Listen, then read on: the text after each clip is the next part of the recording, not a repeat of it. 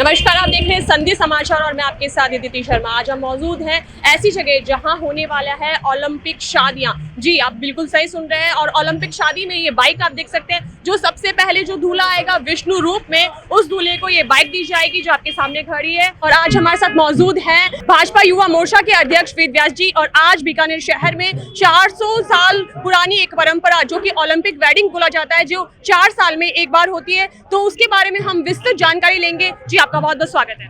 बहुत बहुत धन्यवाद आपका। आप लगातार बीकानेर में कवरेज कर रहे हैं और हमारा जो यह सावा स्पेशल है, जिसको पुष्करना सावा जिसका नाम है, ओलंपिक नामकरण तो इसका ओलंपिक खेलों के कारण से हुआ, क्योंकि यह 4 वर्षों से आता था पहले, इसीलिए इसका नाम ओलंपिक सावा हो गया।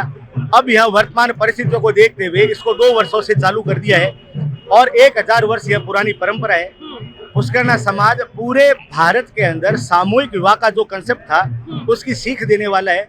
कम खर्च में, कम बजट में कैसे शादियां हो, यह जो सीख है यह पुष्करना समाज की देन है। 1000 वर्ष पहले तन्नोट में इसका प्रारंभ हुआ था और उसके बाद लगातार बीकानेर में यह परंपरा आज भी कायम यह समाज रख रहा है।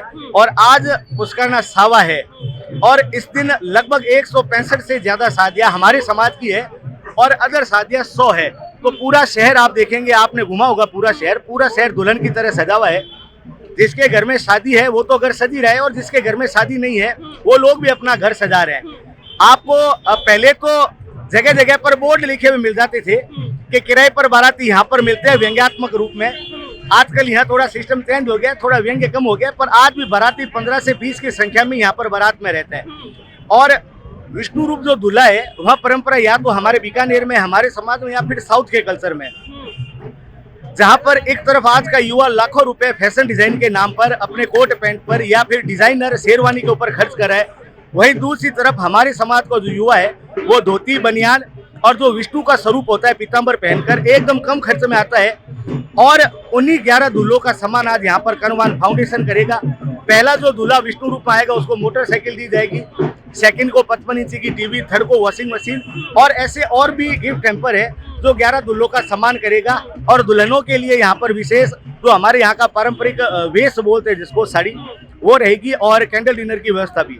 क्या पुरानी परंपरा के हिसाब से अब आधारित जो अब नई युवा पीढ़ी है उसमें कुछ इसमें बदलाव आया है? परंपरा में बदलाव तो थोड़ा बहुत वेडिंग में हो गया होगा, शादी के फंक्शनों में, पर इस समय जो शादियां होती है ओलंपिक सावे पर जो पुष्करना सामूहिक विवाह होता है उसकी परंपरा आज भी बरकरार है और हमें गर्व है कि हम उस परंपरा का निर्वहन बहुत ही बखूबी ढंग से आज भी कर रहे हैं। अगर देखा जाए तो बहुत फिजूल खर्ची होती है शादियों में, किसी भी तरह से हो, लेकिन क्या आप मानेंगे कि इस शादी में कितना बजट आ जाता होगा एक पिता का, एक लड़की के पिता का? मेरी बात सुनिए, सबसे बड़ा जो खर्च होता है वो होता है खाने पीने का। तो यहाँ पर बाराती और घराती दोनों मिलाकर ही 100-150 होते हैं। तो पहला खर्च तो उनका ये बच जाता है, जहाँ पर एक तरफ 1000 लोगों का खाना हो और एक तरफ 150 लोगों को खाना हो, तो पहला खर्च ये बच गया।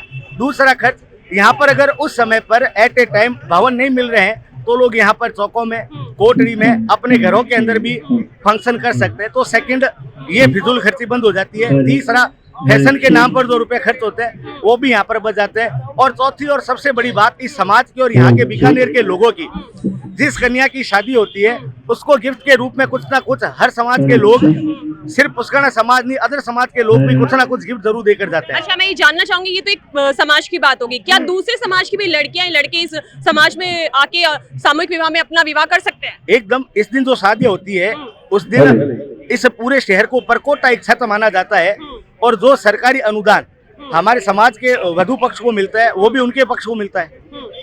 तो ये सहायता उनके लिए भी रहती है और जो सहयोग हमारे समाज के लोग करते हैं वो दूसरे समाज के लोगों के लिए भी करते हैं। पूरे देश भर से लोग यहाँ पे आते हैं? एकदम। आप रात को यहीं पर रुकना, रात को 4-5 बजे तक, अर्ली मॉर्निंग तक आप देखेंगे पूरा शहर आपको जाम नजर आएगा, क्योंकि 170 के तकरीबन बारातें निकलेंगी। लगातार आना जाना रहेगा। 4 बजे से बारातें स्टार्ट हो जाएगी, रो रात को 2-3 बजे तक बारातें रहेगी। और मूलतः बीकानेर के जो लोग बाहर रहते हैं, कोई भी समाज से हो, सिर्फ पुष्करना समाज से नहीं, चाहे दिल्ली, मुंबई, बेंगलोर, रायपुर, छत्तीसगढ़, मुंबई, मद्रास, सारे लोग यहाँ पर इस दिन इस सावे को देखने के लिए आते हैं। तो आप इस सावे के लिए क्या बोलना चाहेंगे युवा पीढ़ी को? युवा पीढ़ी को यही संदेश है, इस सावे को बरकरार रखे और अपनी जो परंपरा है विष्णु रूप की उसको भी कायम रखे, ताकि आने वाली पीढ़ियों को 10-20 साल बाद, 50 साल बाद हम बता सके हमने 1000 वर्ष पुरानी परंपरा को सहेज कर रखा था और आप इसको आगे बढ़ाइए। धन्यवाद।